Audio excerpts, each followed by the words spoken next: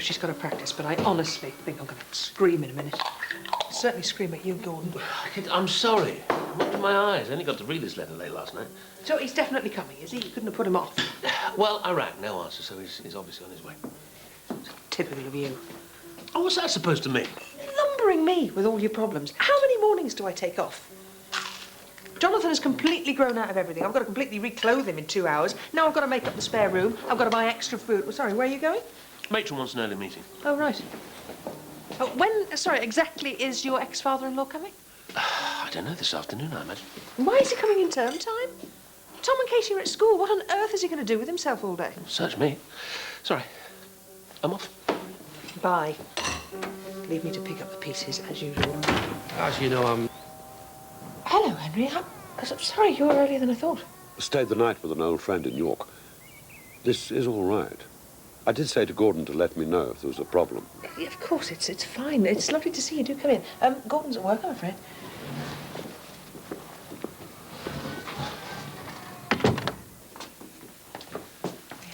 My, he's certainly grown. Yes. He got your eyes. You think so? I think he's more like his father, really. Right, you take him to the park and I'll see you there in an hour. Okay.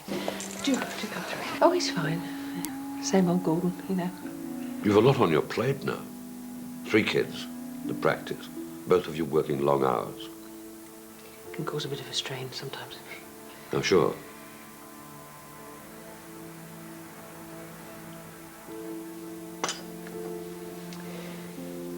You may have sensed that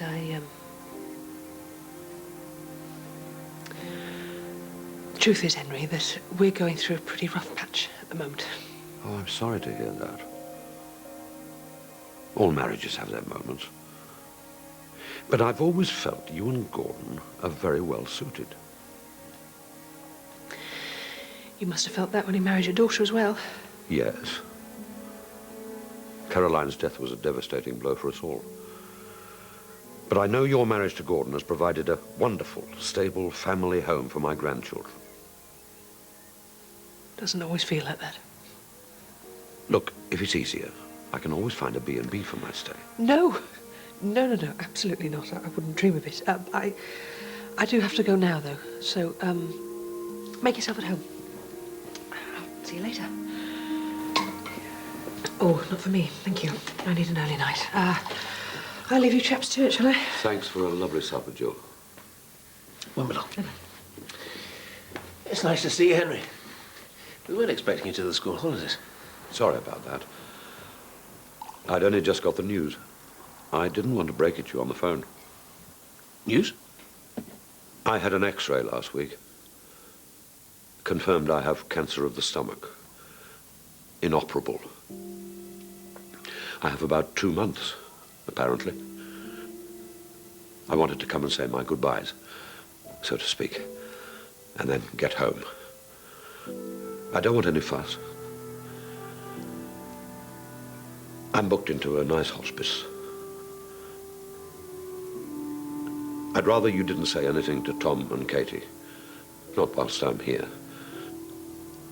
I'll leave them both well provided for. And I'm determined to enjoy each brandy as if it were my last. You'll pick us up from school, Grandad, won't you? Take us to the pictures. No, I'll be taking you both for extra maths lessons. He's joking. Aren't you, Grandad? Of course I am. See you later. Bye, Henry.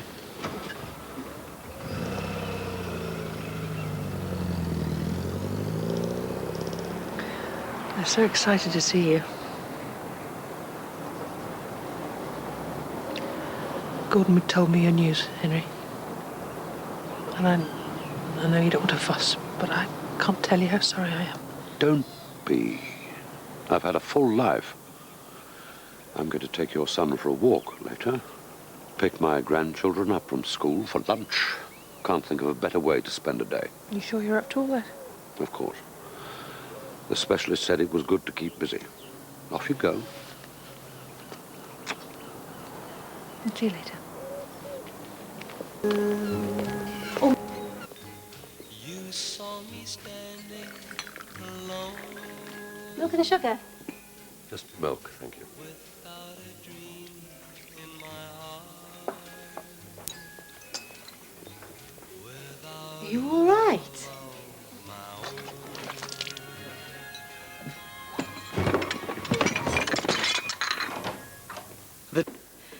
Sorry to barge in, Dr. Ormerod. Mr. Henry Appleton's your kid's granddad, isn't he? Yes, why? The ambulance has been called out. He's collapsed or something. Excuse me.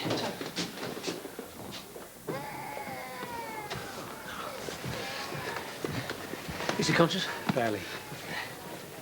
It's all right, I'm his mother. I'll take him. Thank you. All right. Right. He has a stomach tumour. It looks like he's hemorrhaging. He needs to be put on that stretcher very, very carefully. I'll set up a saline drip. He's obviously had a hematemesis. Let's go get Tom and Katie. They'll be waiting for him.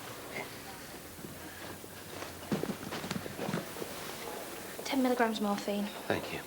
It's all right, Henry. We're in hospital now. The children. I was supposed... It's all right. Jill's with them. Don't know what happened. Sorry to be such a nuisance. Relax, Mr. Appleton. Just lie back.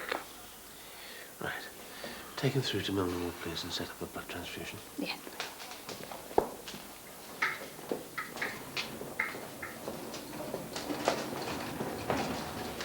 Morphine will reduce the hemorrhage for a while. It's only a matter of time.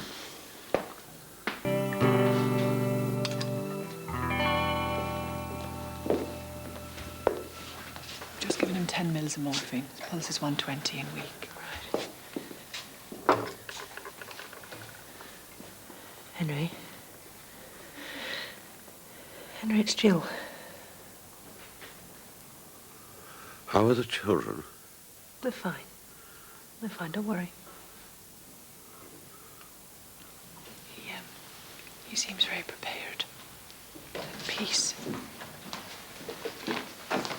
Method Middleditch would like to see you in Matron's office, Doctor. Right.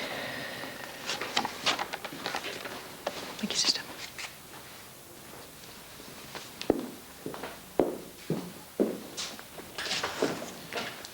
All right? Henry's very weak. I know. He's been mentioning his will again. He's planning on leaving Tom and Katie something. I suppose as his only descendants, the dear man could leave them the lot. Right. Would you be happy about that? What do you mean?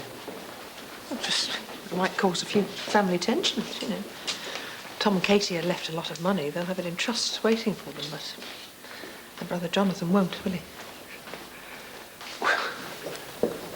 Carnegie won't resign. Well, then he should be fired. If the doctor messed up like he has, they'll be struck off.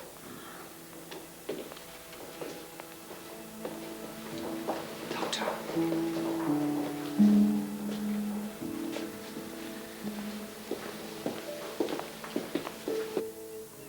He wasn't in pain. Just slipped away peacefully. Exactly as he wanted. No fuss. I'm sorry, Gordon. We'll talk later. It's going to be hard for the kids to take in that he's gone, I think. And I know that he meant well, but this inheritance business is really worrying me, you know. Yes, well, Henry anticipated your concerns. He's included Jonathan in his will. He's giving an equal share to all three of them. 4, if we have another child. He's made no distinction with his own daughter's children and any we may have in the future. Oh, really? Oh, God. That is really extraordinarily thoughtful and very, very generous of him. I know. And entirely typical. Better get home.